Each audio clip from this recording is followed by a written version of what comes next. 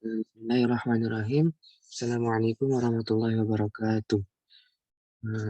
Alhamdulillahirrahmanirrahim. Wassalatu wassalamu ala asyrofil anbiya'i wal mursalin wa ala alihi wa sahbihi wasallam.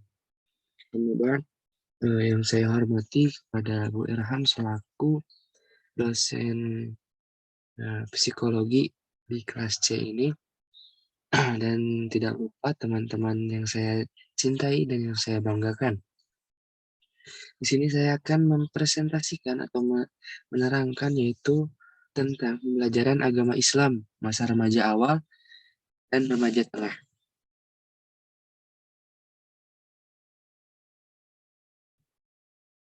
Perkembangan masa remaja awal. Perkembangan remaja awal dalam aspek fisik motorik, yakni pada masa ini anak tumbuh lebih cepat dan mengalami tahap awal pubertas. Anak mulai memperhatikan munculnya rambut ketiak dan kemaluan, pertumbuhan payudara, keputihan, mulai menstruasi atau mimpi basah, dan testis yang membesar.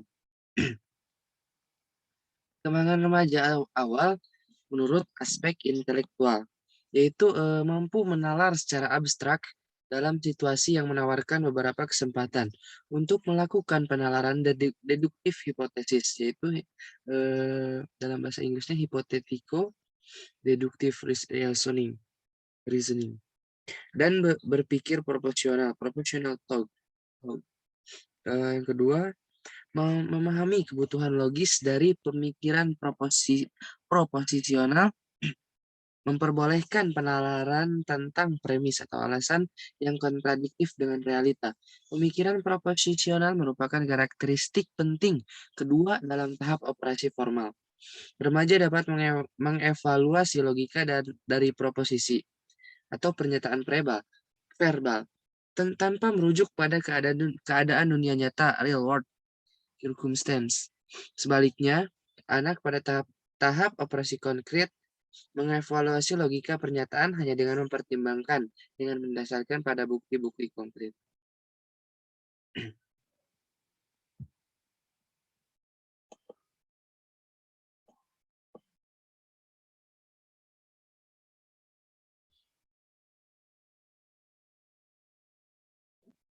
Selanjutnya, maaf layarnya agak ini. Yang kedua, masa remaja pertengah. Masa remaja tengah. Perkembangan masa remaja tengah dalam aspek fisik motorik yaitu masa remaja tengah terjadi pada usia 16-19 tahun. Dalam masa remaja ini, pertumbuhan remaja laki-laki mulai berjalan cepat. Tubuhnya akan semakin tinggi dan berat, otot semakin besar, dada dan bahu semakin lebar atau membidang, vital semakin besar. Suara menjadi lebih pecah atau apa ya, kalau bisa disebut tuh semakin menggema gitu. Terus munculnya jerawat, terus kumis dan hingga jambang. Kalau dari anak perempuan yaitu pinggang, pinggul, dan bokong akan mulai membesar. Alat reproduksi yang berkembang, bertambahnya produksi keringat hingga menstruasi yang teratur. Perkembangan remaja tengah dalam aspek intelektual. Remaja pada masa ini umumnya sudah dapat berpikir dengan logika meski kerap didorong oleh perasaannya sendiri. Yang kedua, sebagai pendengar imajiner atau imaginary audience adalah suatu distorsi kognitif di mana remaja merasa bahwa dirinya selalu di atas panggung, menjadi pusat perhatian orang lain. Akibatnya, mereka menjadi sangat sadar diri, seringkali melakukan berbagai upaya untuk menghindari keadaan yang dapat mempermalukannya. Tidak mengherankan jika remaja menghabiskan banyak waktu untuk memperhatikan detail penampilannya, dan ia juga sangat sensitif dengan kritik orang-orang di sekitarnya. Ketiga, dongeng pribadi atau personal fable merupakan distorsi kognitif kedua yang ditunjukkan oleh remaja, karena remaja begitu yakin bahwa dirinya diperhatikan dan dipikirkan orang lain. Maka ia mengembangkan opini yang melambung tentang betapa pentingnya dirinya. Remaja merasa bahwa dirinya spesial dan unik. Terus selanjutnya, beberapa remaja memandang dirinya meraih pencapaian hebat maupun mengalami kekecewaan yang sangat dalam kekecewaan yang sangat mendalam. Suatu pengalaman yang tidak mungkin dipahami orang lain. Remaja menyimpulkan bahwa orang lain tidak mungkin dapat memahami pikiran dan perasaannya. Perkembangan remaja dalam aspek, remaja tengah dalam aspek, bahasa.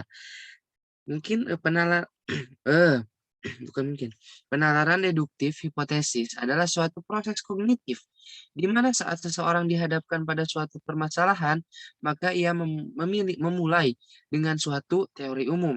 Dari seluruh faktor yang mungkin mempengaruhi hasil dan menyimpulkan dalam suatu hipotesis atau prediksi tentang apa yang mungkin terjadi atau, apa yang, apa ya, akibatnya gitu.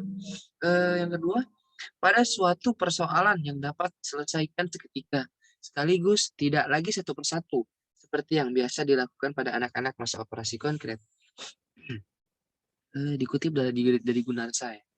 Terus yang keempat, meningkatnya kemampuan memahami literatur yang rumit. Nah, ini perkembangan remaja tengah dalam aspek sosioemosional. Yang pertama, setelah memasuki masa remaja, individu memiliki kemampuan untuk mengelola emosinya.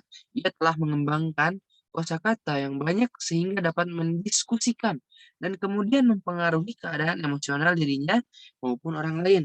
Nah, faktor lain yang berperan secara signifikan dalam pengaturan emosi yang dilakukan remaja adalah meningkatnya sensitivitas remaja terhadap evaluasi yang diberikan orang lain terhadap mereka atau terhadap dirinya sendiri.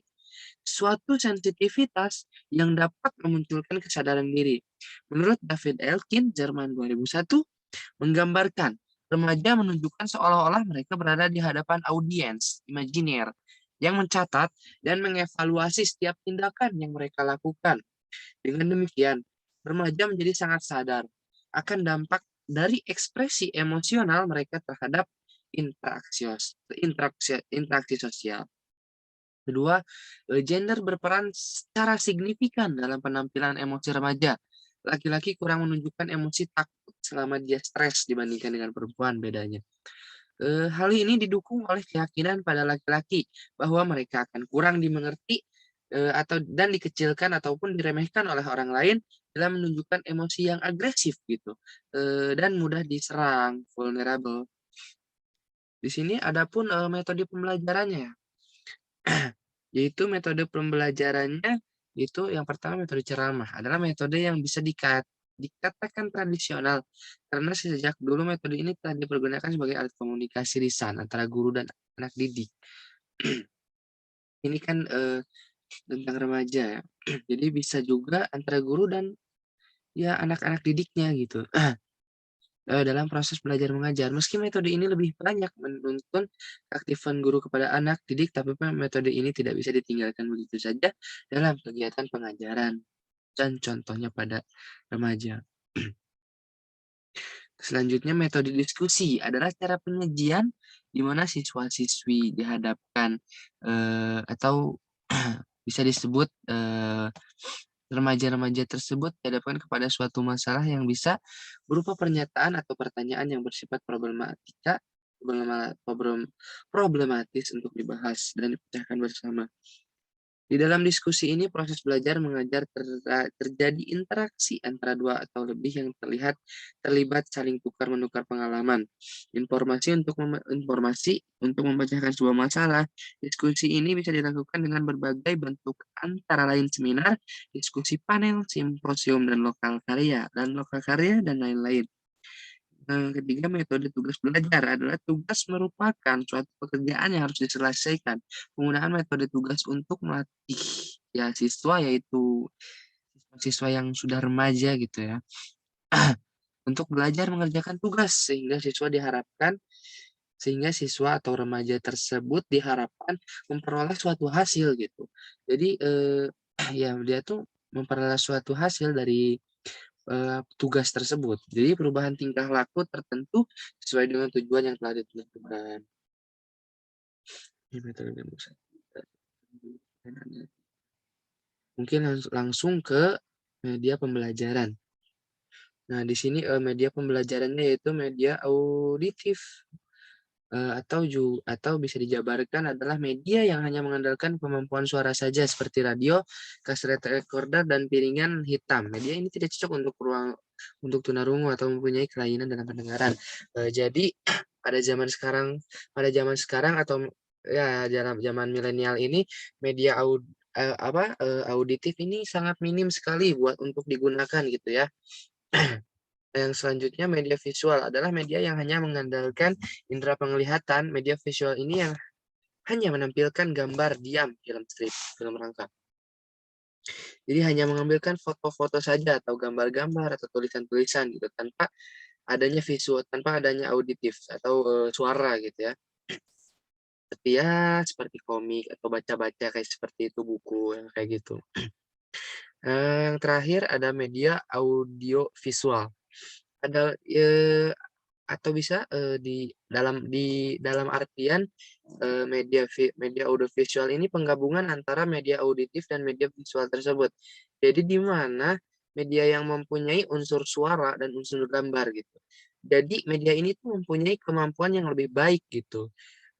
Karena meliputi kedua jenis media yang tadi di atas. Jadi lebih menarik lah para remaja tersebut ya. Contohnya seperti YouTube lah ya.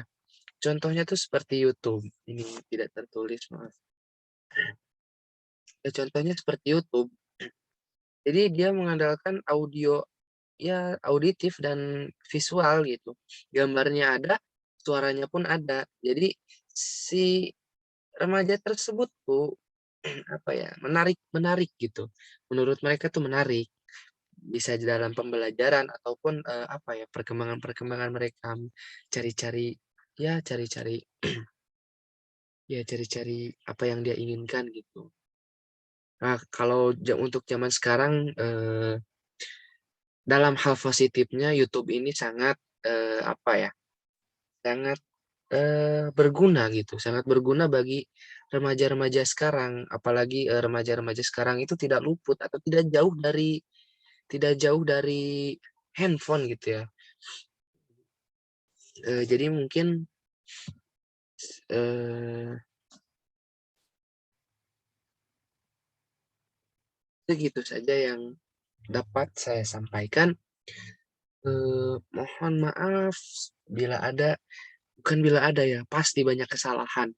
Mohon maaf karena saya masih dalam tahap pembelajaran, kritik dan sarannya saya terima, eee, kritik dan sayanya kritik dan saran saya terima dengan baik dan, ke depannya saya akan mengevaluasi diri saya sendiri untuk menjadi lebih baik. Akhirul kalam, terima kasih. Wassalamualaikum warahmatullahi wabarakatuh.